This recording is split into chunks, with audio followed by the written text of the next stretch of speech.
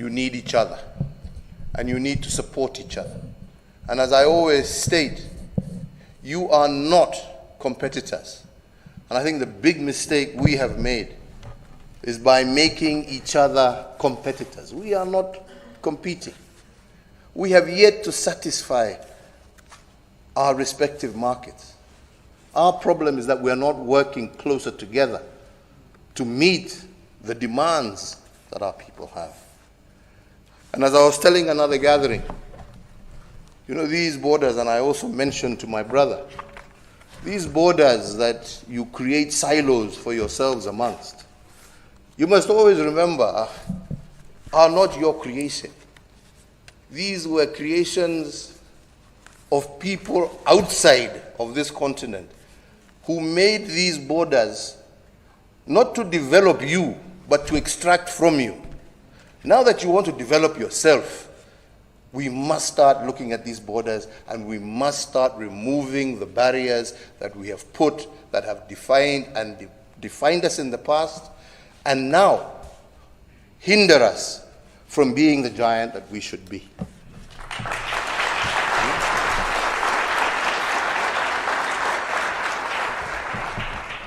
I was telling my brother this morning the ridiculousness of our borders, that we in Kenya have a border demarcated with,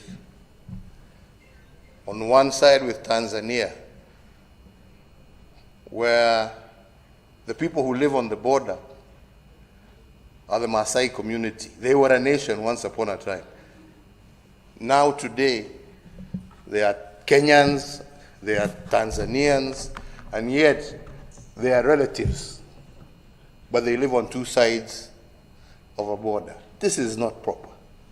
I was telling him of another example. To our west, Lake Victoria, where again another boundary was drawn between Kenya and Uganda.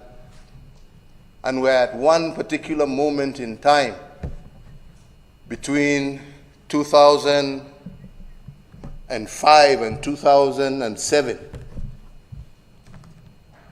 we had two brothers, same father, same mother. Those who come from polygamous families know what I'm talking about.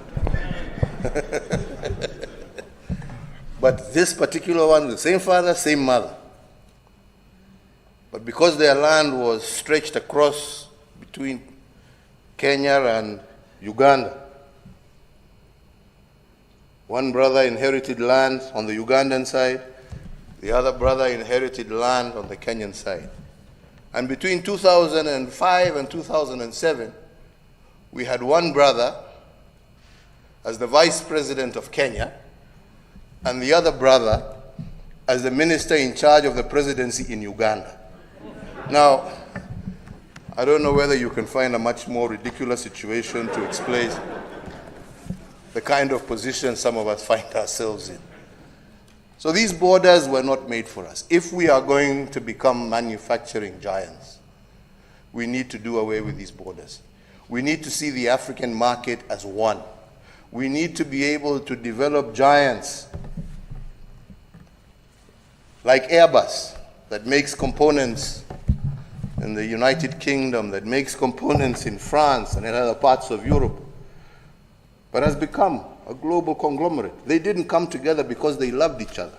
We all know how they hate each other. We know. Yeah? But they've come together to survive. Africa must come together for us to survive.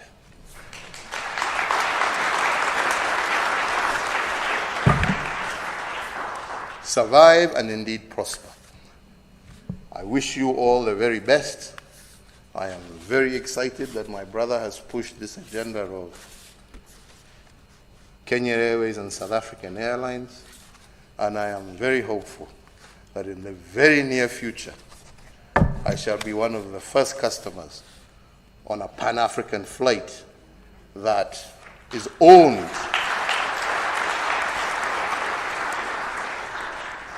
by Africa and run by Africans.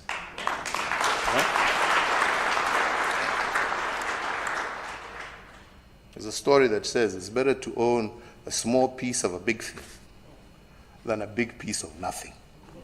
So I'm looking forward to our small piece in a big Pan-African airline. Thank you very much.